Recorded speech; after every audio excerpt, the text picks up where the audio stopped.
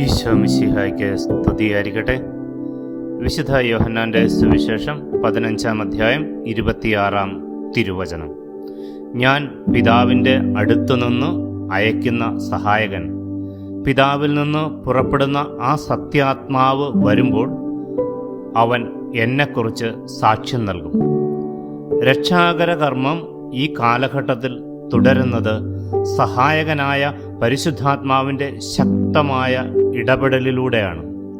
ഈശോ തൻ്റെ പരസ്യ ജീവിതകാലത്ത് എന്തെല്ലാം ചെയ്തുവോ അതെല്ലാം ഇന്നും സഭയിലൂടെ നമ്മിൽ ഓരോരുത്തരിലൂടെയും തുടരുന്നത് പരിശുദ്ധാത്മാവിൻ്റെ സഹായത്താലാണ്. യേശു കർത്താവാണ് എന്ന സത്യം ലോകം മുഴുവൻ പ്രഘോഷിക്കാൻ, യേശുവിന് സാക്ഷ്യം നൽകാൻ പരിശുദ്ധാത്മാവെ ഞങ്ങളിൽ അഭിഷേകമായി നിറയണമേ. ആമീൻ.